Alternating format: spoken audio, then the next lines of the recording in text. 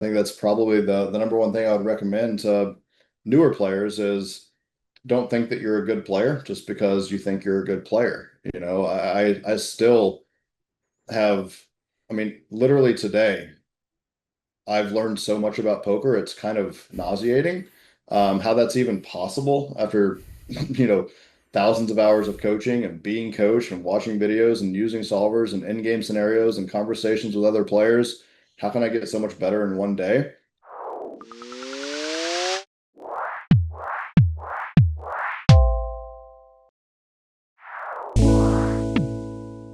I didn't get so much better, but specifically about a single node, a single scenario. To be specific, it's, calling pre-flop off of a very short stack from the small blind and on the button.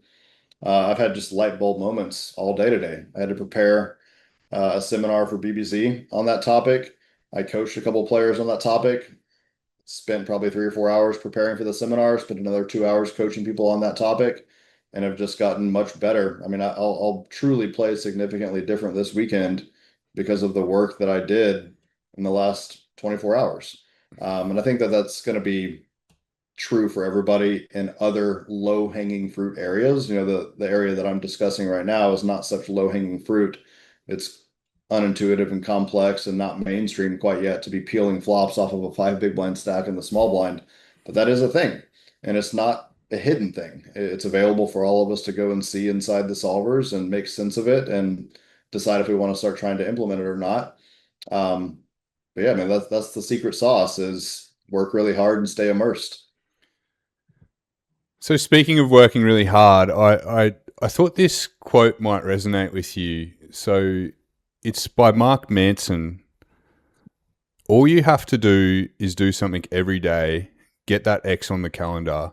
Consistency beats intensity 9 times out of 10. When you're young, you assume the way everyone became famous or successful is they found some secret technique or source that you're talking about, and that was the tip. But what you discover when you get older is no one knows what they're doing. It's just the people that do something every single day over an extremely long period of time become exceptional at it. Yeah, I would put a big bold +1 on that. Mm-hmm.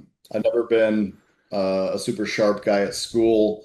I'm a slow learner, whether it be poker or fire academy or boxing or whatever else I've done in my life. I'm historically a very slow learner, but I show up early and I stay late, and I show up over and over and over again. And when I decide I want to do something, I just kind of kill it with consistency. That's been my MO for my entire adult life. I realize that I'm not like some prodigy, super high IQ, Ivy League kind of talent of the game.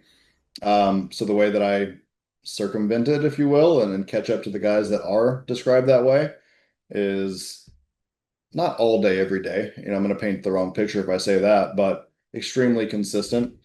And yeah, I feel like I could have made that quote myself, honestly. It sounds like something I would say. Yeah. So, I mean, in your BBZ poker course book, you mentioned that healthy habits off the table lead to healthy habits on the table. Yep. So, speaking about consistency and being disciplined, what does a day in the life of Brian Fite look like? So I have a wife and a 4-year-old son. So I'm a family man. Obviously, it's only been that way for 4 years. But I would say on a day-to-day basis, I will wake up around 7 to 8 a.m. here in Texas, the central time zone. I'll get a walk immediately, get some sunlight on my face, usually some sort of light lift or treadmill or something that gets me just a tad bit sweaty, hydrate, get a little fruit in me, and then prepare to sit down for my first coaching session late morning time. Usually, hanging out with my kid a little bit before I start coaching. I'll coach for a few hours, and then I'll head off to either the gym or church or a boxing class.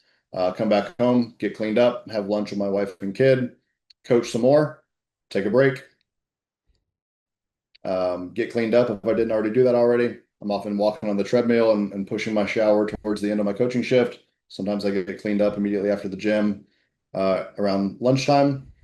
kind of, mix it up a little bit depending on what my schedule looks like that day. And then, so, wake up, exercise, get something in me, like, nutrition, coach for a while, go exercise for real, have lunch with my family, get cleaned up, coach again for another 1 to 3 hours, take a break, and then play the evening shift. Evening shift for me, it starts, it's 5:18 Central Time here in Texas, PM. I usually start playing between 6 and 7 p.m. And I like to play weekdays. I like to play a set instead of a session, or at least I like to call it that. A much shorter session to where I think of it as a set of games instead of a session of games.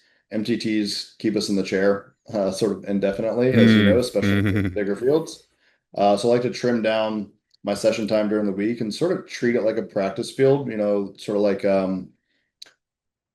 NFL players are practicing Monday through Saturday and scrimmaging, and then they get ready for their game on Sunday. I view Sunday sessions as like my game, and Monday through Saturday, my study time and my coaching time and my sets that I play are how I practice, how I improve, how I work on things that I know I need to work on. Oftentimes, I have sticky notes lining the bottom of my monitor for things I'm trying to focus on during my sessions on Monday through Saturday. And then, smaller field sizes. Generally, there's not as many big buy-ins during the week. So my average buy-in is smaller, my average session time is smaller, average field size is smaller Monday through Saturday. Feels a lot like a practice field. And then Sunday comes around, my average buy-in multiplies, the field sizes multiply, and the length of my session multiplies a couple times, if not 3 or 4x. I'll play a 4 hour session kind of often, a 4 hour set kind of often during the week. And then Sunday, it's pretty rare to play less than 12 hours. So yeah, just take the gloves off figuratively and really go to war on Sunday, and then wake up Monday morning, right back outside, getting my steps, coaching, gym, coaching, get cleaned up, take a break, and then play another evening set. Now I'm scaling back the volume these days and playing 3 days per week instead of 5 or 6. But that's just because of some extracurricular obligations that I've taken on in my personal life. But generally, yeah, I play 4 to 5 nights during the week, play my Sunday session, coach in the late morning and early afternoon, sometimes late afternoon as well. I finished coaching about 45 minutes ago, for example, and it's, not quite dinner time over here. But pretty consistently, it's coach, break, play, sleep, rinse, repeat. So, are you doing any study on the side as well, or like it sounds like a lot of your study time is through coaching and through the CFP and through BBZ seminars, and Yep, so exactly. I assume that would be enough, right? Like you're getting like so much volume in on studying Yeah, per I week think through that, so. yeah. So you I'm a said you're big doing fan of sorry, you go. I was gonna say I'm a big fan of the book called Atomic Habits by Yeah, James Clear. no, the one, yeah. And so I've taken this like habit stacking approach to life.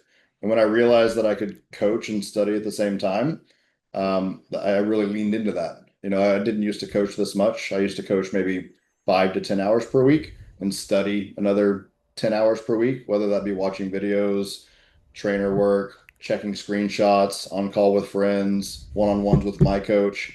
Lots of different methods of actually studying, but I didn't used to coach near as much. When I realized that I was getting better and better and better by coaching, I really leveraged that and doubled down on that. And now most of my study happens inside of those coaching sessions because yeah, I'm giving advice and I know lots of the answers in those coaching sessions, but I'm polishing and improving at a pretty rapid rate despite being the coach instead of the student. I'm still absorbing and getting better and better and better.